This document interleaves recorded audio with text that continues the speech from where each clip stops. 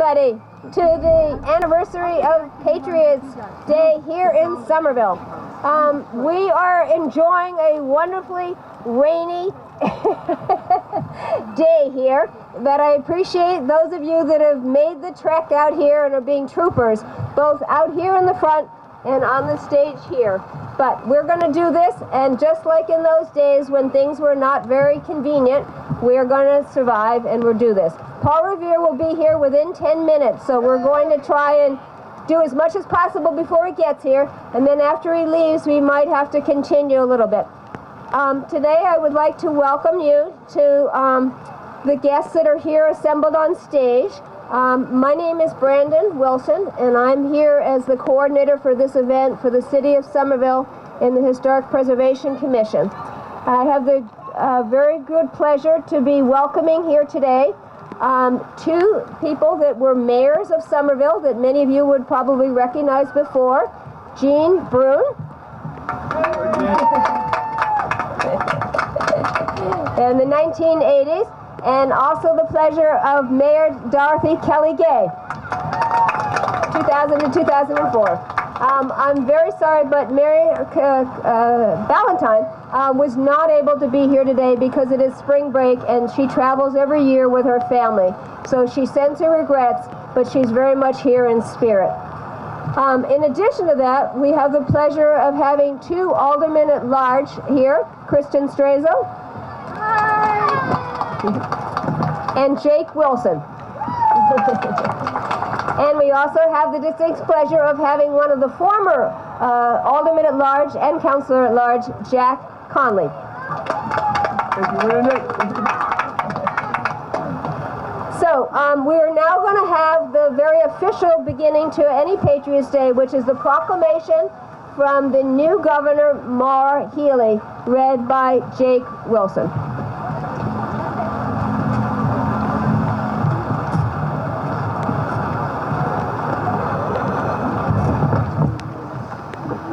Can I move the microphone? Yeah, All right. please do. Talk to the governor about this weather. A proclamation from the governor.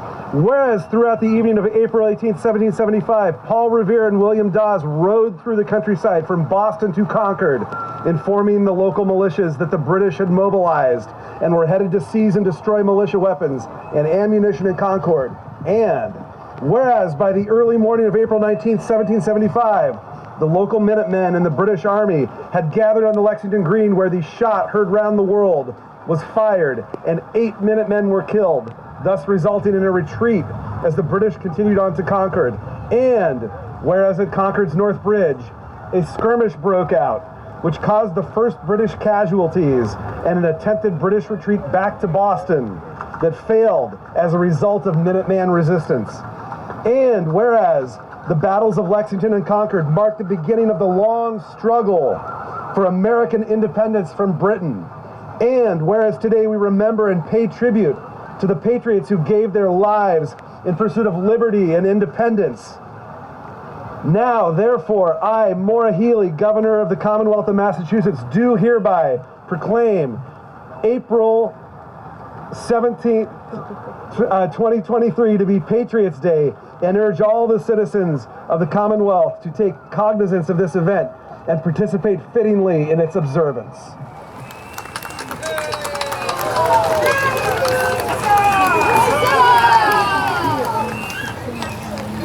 The regulars are coming! They're being rowed across the river to Charlestown! We think they're headed for Colonial and our military supplies! And I come to join you! Yes! Okay, it's official. Patriots Day is here. Welcome, everybody! Welcome to Patriots Day!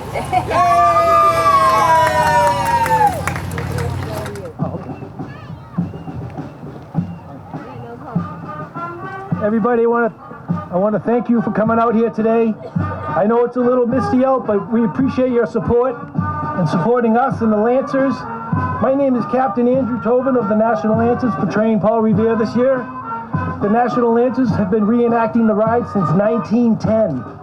1910. And I've been doing it between Paul Revere and William Dawes, or an outrider like my Sergeant Vinamano over there. She's guiding me, helping me through the way. Just to let you know, horses work better in a team, and that's the team right there. That's the dream team. Also, I'd like to give you a little bit of history. Now, I don't know if you know this, but there's also another rider, William Dawes, who's left Roxbury at around 10 o'clock this morning, and he's going to Lexington too. And I'll be meeting up with him in Lexington in a little bit. Also, William Dawes was already on his way. Paul Revere was waiting for the signal. And what was that signal that he was waiting for? And what did the lanterns tell him? How many? One if by... That's right, that's right. Now, Paul Revere, he was rowed across the river to Charlestown, and there was a gentleman waiting for him, Reverend Deacon Larkin, sorry about that. And he had one horse left, and it was a good horse. And that horse's name was Brown Beauty. And that's who I have today, Brown Beauty. His real name, today he's Brown Beauty, but his real name is Rebel. Now, Rebel has just turned 7. This is his first time in the city, and he's, for a new one, he's doing great. About 8 months ago, he was down in Florida pushing cows, working on a cow farm. And now he's in the city doing parades, trusting me and trusting you, which is quite the honor. I'd like to once again glad you're all here, because we know it's Marathon Monday. The marathon definitely needs credit, but remember, it's Patriots Day, and like they say, we're all patriots. Yeah, real patriots. I'm gonna come around and introduce, shake hands, meet you guys. I'd like to meet. You can meet my horse. You can meet Sergeant Vinamano. And just once again, I'd like to thank you for being here, and thank you again for your support. Yay.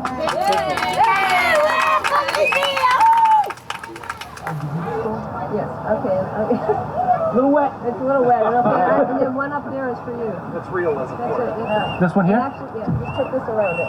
Yep. And I'll carry this to Medford. To Medford, that's it. Thanks again, everybody.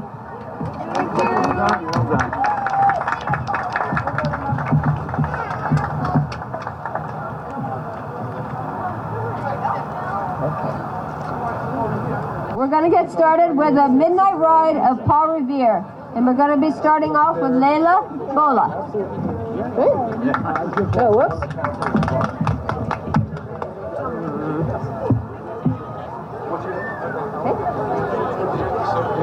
Paul Revere's Ride by Henry Wadsworth Longfellow. Listen, my children, and you shall hear of the midnight ride of Paul Revere.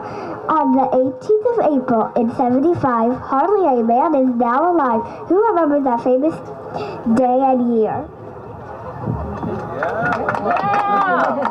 Nice job, very nice.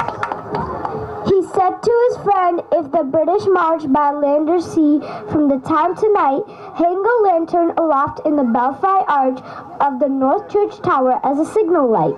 1 if by land and 2 if by sea, and I on the opposite shore will be, ready to ride and spread the alarm through every Middlesex village and farm, for the country folk to be up and to arm.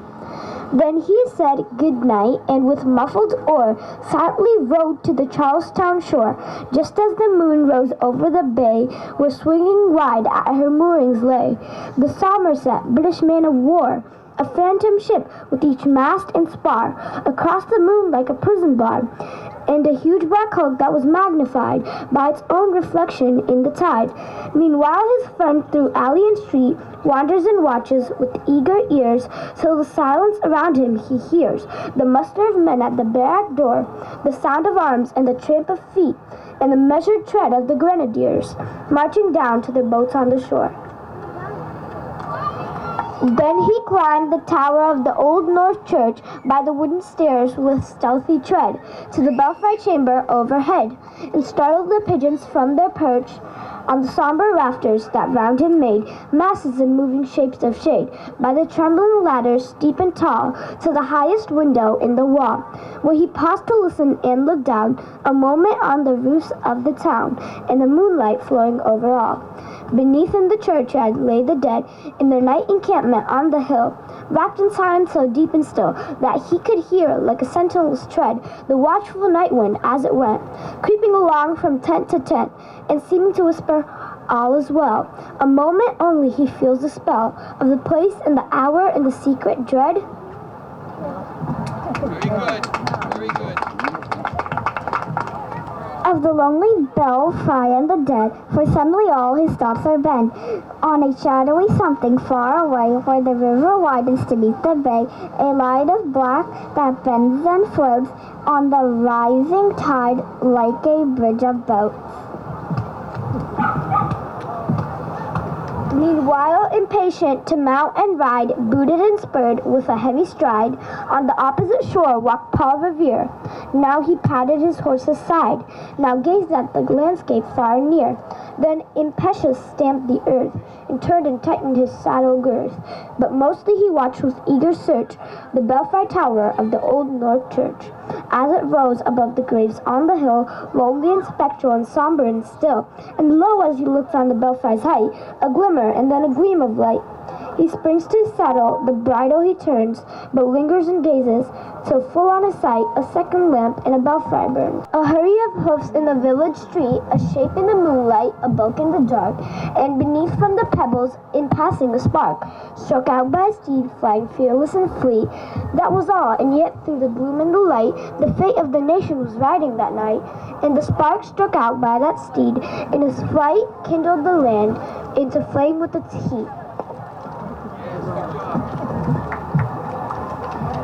He had left the village and the mountain, the steep, and beneath him, tranquil and broad and deep, is the mystic meeting, the ocean tide, and under the elder that skirts edge, now the soft sand, now the loud edge, is heard the tramp of his steed as he rides.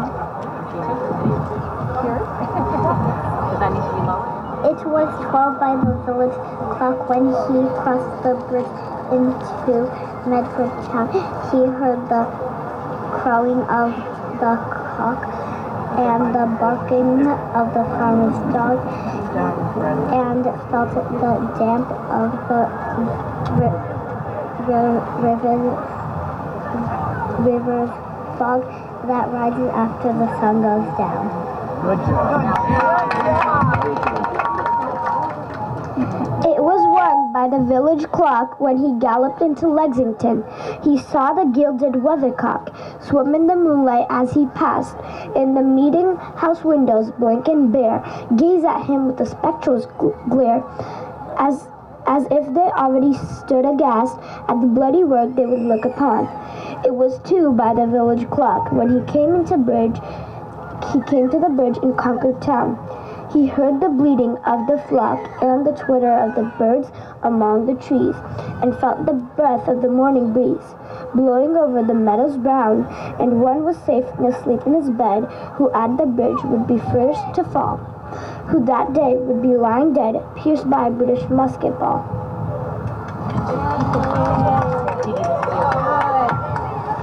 Let's go down a little.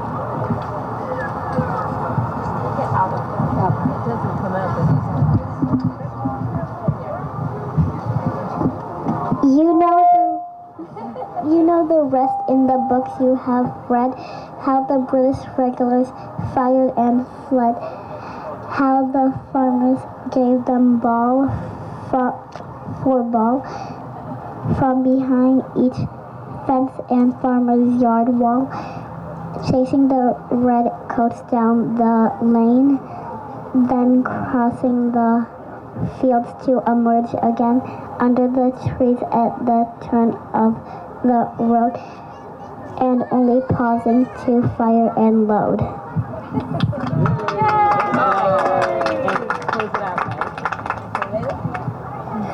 So through the night rode Paul Revere, and so through the night went his cries of alarm to every Middlesex village and farm, a cry of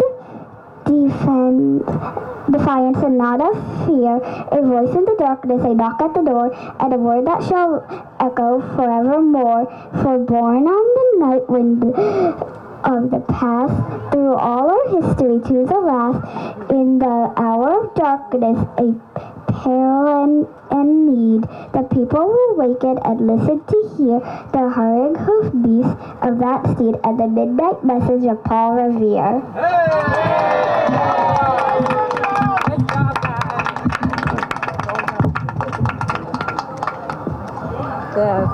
So you've heard it from the mouths of the youth.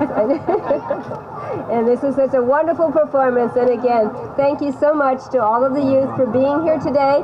And if you'd like to volunteer ever to do the readings, let us know. But this is what it's all about, is the next generation needs to understand how important this holiday is to the city of Somerville, which has such a rich history. And so we don't get our fair share sometimes, the Concord and Lexington and Cambridge and Boston, but Somerville is just as rich in its history and its heritage as all of those communities in the founding of this nation. Godspeed, just Paul and Godspeed.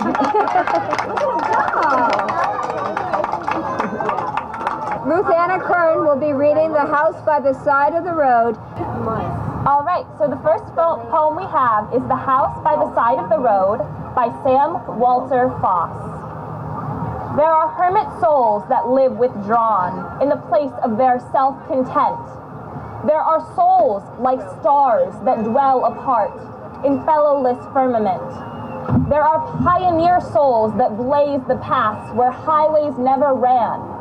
But let me live by the side of the road and be a friend to man. Let me live in a house by the side of the road where the race of men go by, the men who are good and the men who are bad, as good and as bad as I would not sit in the scorner's seat nor hurl the cynic's ban. Let me live in the house by the side of the road and be a friend to man. I see from my house by the side of the road, by the side of the highway of life, the men who press with the ardor of hope, the men who are faint with strife. But I turn not away from their smiles and tears, both parts of an infinite plan. Let me live in a house by the side of the road and be a friend to man. I know there are brook-gladdened meadows ahead and mountains of wearisome height, that the road passes through the long afternoon and stretches away to the night. And still I rejoice when the travelers rejoice, and weep with the travelers that moan, nor live in my house by the side of the road, like a man who dwells alone. Let me live in my house by the side of the road, as the race of men go by. They are good, they are bad, they are weak, they are strong, wise, foolish, so am I. Then why should I sit in the scorner's seat, nor hurl the cynic's ban? Let me live in my house by the side of the road, and be a friend to man.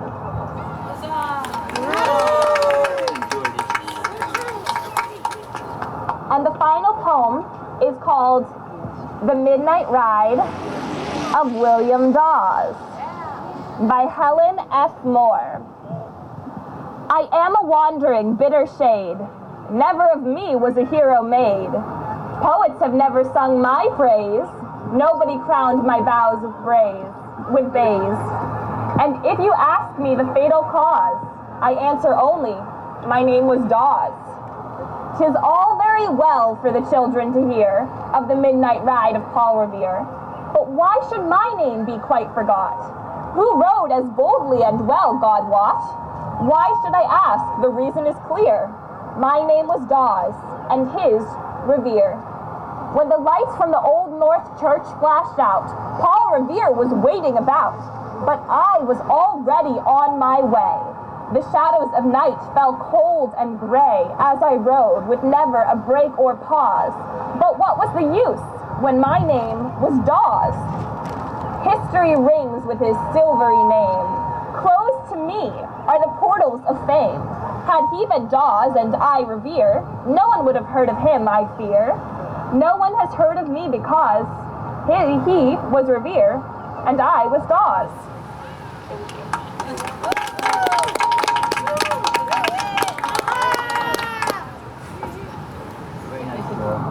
It will come as no big surprise to you that I can tell you that Ruth Anna Curran, who has been doing this ceremony for almost 8 years, I would say at least, she has a very proud distinction of representing Somerville at History Day and the Nationals in Maryland this year for her performance. This is the second year in a row that she is able to be there and representing Somerville. So we wish her the best, and we know that you will shine once again. So before we leave today, I do want to make sure to give thanks to the Somerville High School Band, who trudged down here in the pouring rain from picking up their instruments and all their uniforms to be here today. And also I want to make sure that everybody realizes that this event is put on by the City of Somerville, Mayor Katiana Valentine and her staff, but also with another group called the Somerville Museum, who is here today, and they have helped organize this whole event, come up with the games with us, and have been doing this for several years. Barbara Mangum is the president, who's here in the red cape here. Thank you! And also Evelyn Battinelli, who is the director for the Somerville Museum, who's been serving you Colonial food over at the table.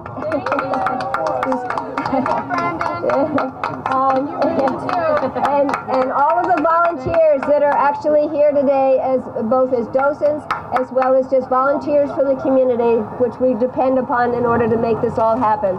And then lastly, but not least, we want to acknowledge the donations that have been given by several local businesses, which are listed at the back of your program. But just in case you don't remember, that is the Winter Hill Cafeteria, the Foss Park Dunkin' Donuts right across the street, Red Bones, East Somerville Stop and Shop, and When Pigs Fly Bakery for their donations today. So go back, enjoy your games, get your passport, and win your prizes to the kids.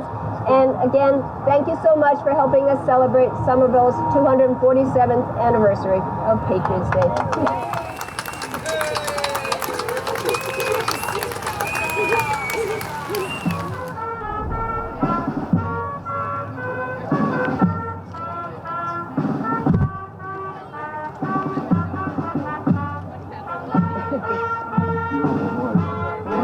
Bill, can you get a good shot of the outfit on the Lancers?